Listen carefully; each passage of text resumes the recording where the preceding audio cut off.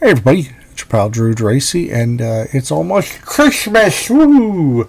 Happy holidays, one and all. I was gonna sneak one of these in before Christmas.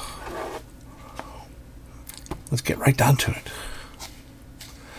The giant size format that Marvel had for between 6 months and a year. Everybody I know of my age who had read comics loved the giant size format. You know, the reprint in the back and a new story in the front, but it didn't last long. How about that background? Look at that crazy, brilliant. You've got the fans going there. Ross Andrew took his own photo reference. He went around New York City, and he actually, how about that? And he actually took photos of New York City just for his own, reference, and it works so well. Oh, okay.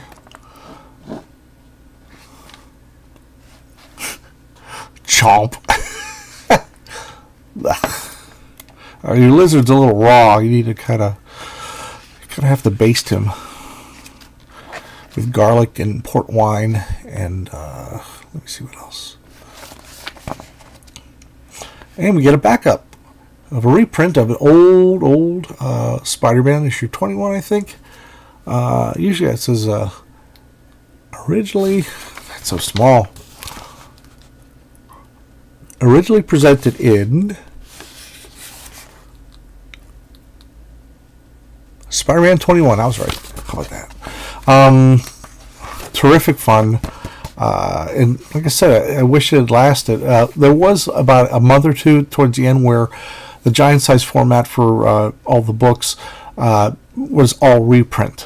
So they were just putting stuff out there to keep their head above water. Because Marvel suffered financial distress right before Star Wars. Star Wars saved Marvel Comics because it just sold so incredible, and Roy Thomas got the rights to publish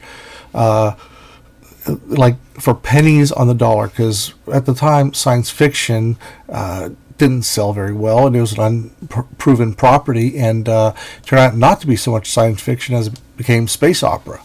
Adventure Comics, I didn't pick this up when it came out, but I love it. I've always was curious about it, and unfortunately the just like the giant size comics of Marvel, the anthology titles suffered.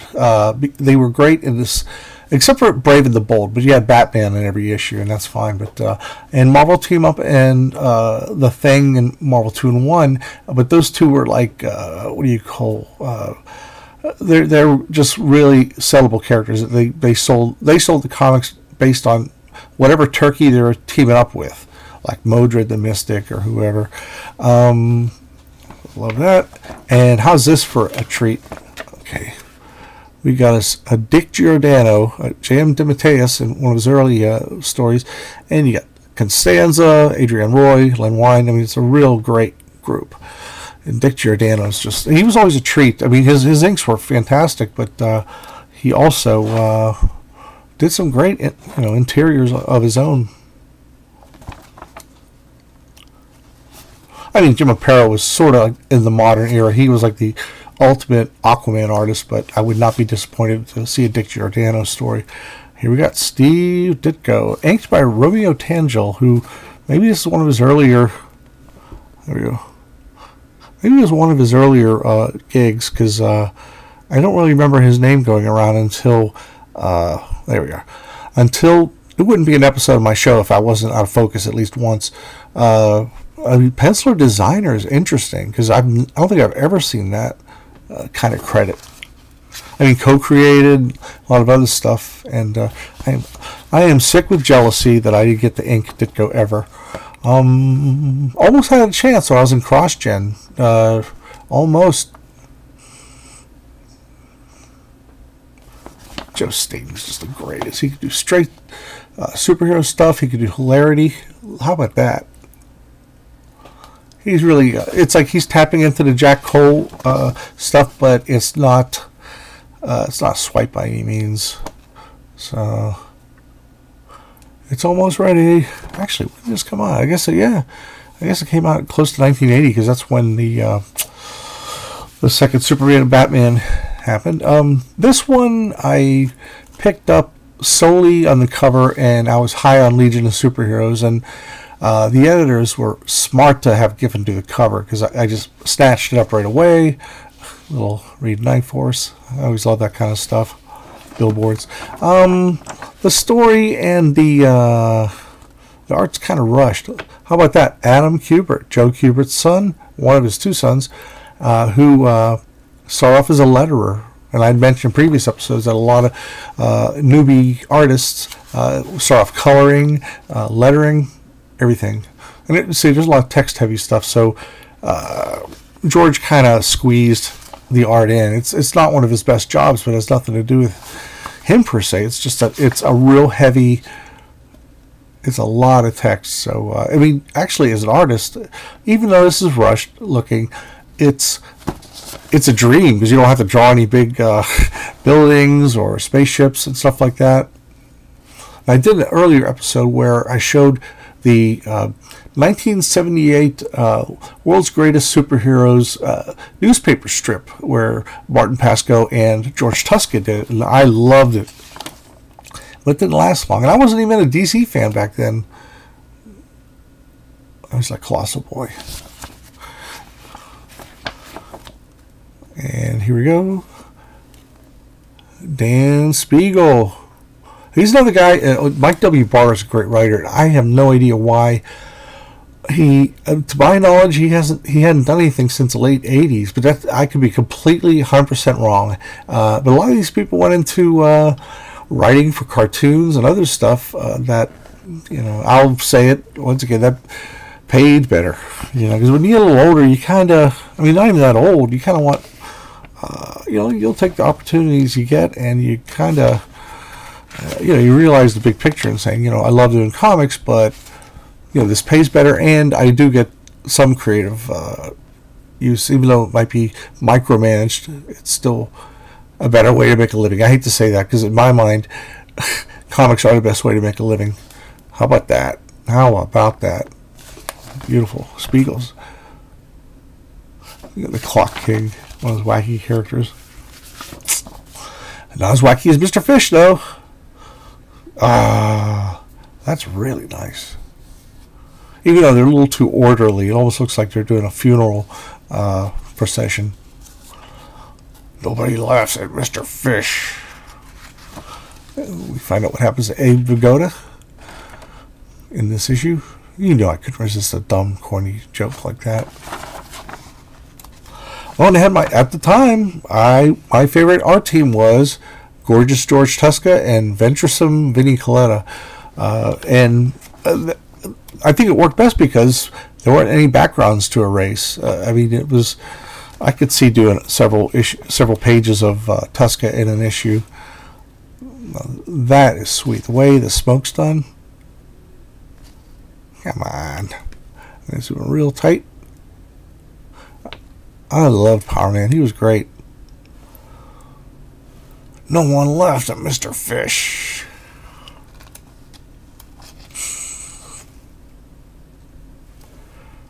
I like Tuska probably the best of the time because he was doing slugfests. Like he was doing like real, here we go. Right in the center here, he says, "Cage is a mean one, Mr. Fish. You're a mean one, Mr. Fish." So this guy's busy with his Playboy. He's telling his origin story. I love that. He goes, "You're about to die, Mr. Cage, yet you still do not know who I am. I hate being a man, having a man die with a question on his mind." And he goes, "Frankly, I couldn't care less." That one guy slaps him. He's such a crazy character. My mom actually bought me Spider-Man vitamins for when they first came out. They didn't last long, but I think they're really cool. Usually it's Flintstone chewables, but great angles here. I love that because it looks like that hurts like an MFer. So he really expresses that well. And whoa. And then you get these montages. Again, it's a lot of punching.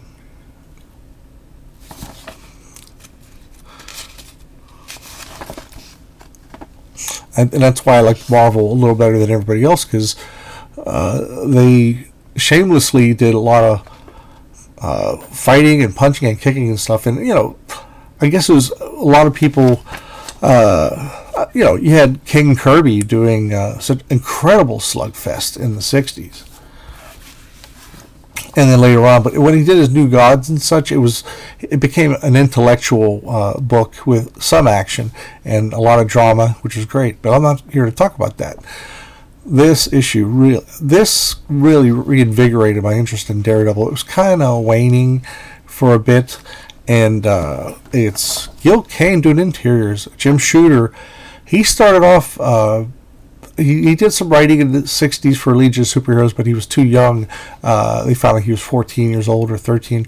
But he came back and went to Marvel instead. And his early stuff is great. It's really, really great. And then I don't know, around 1980 or so, his stuff kind of got sensationalistic.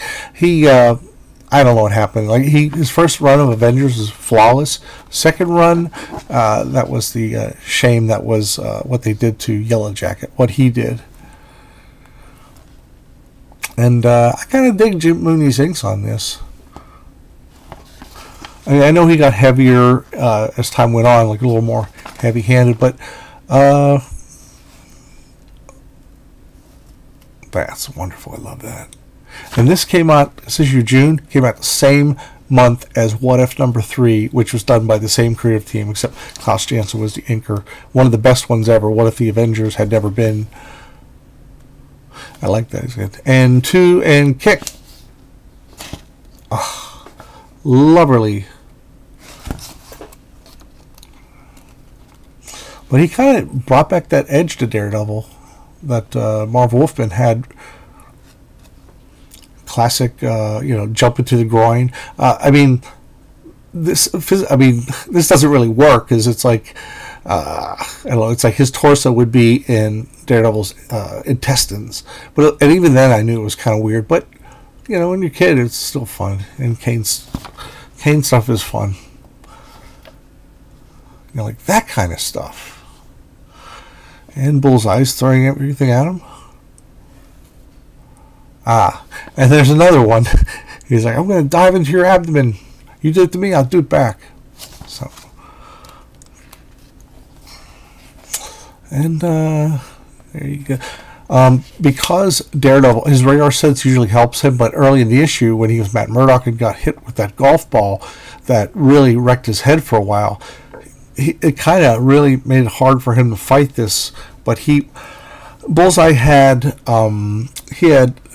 been on television. He had hostages he was going to kill if Daredevil didn't show up. So it was one of those things like, I got to show up.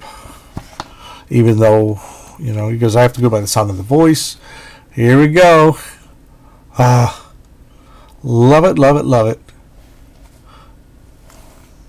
And that there is a really, like that punch right there off panel. That's just brilliant.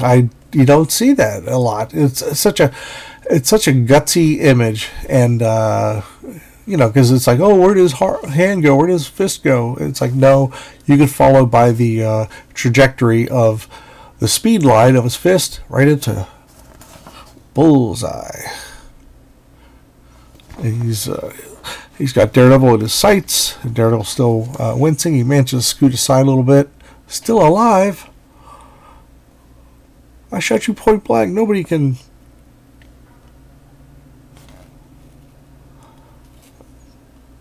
So next issue, Killgrave. That's a great story because this is when Daredevil became more of a darker tone. Well before Frank Miller. It was kind of established that he was going to be more of a street level superhero instead of fighting you know, people from outer space and stuff like that. So, well, I hope you dug this, and I will see you not too long from now.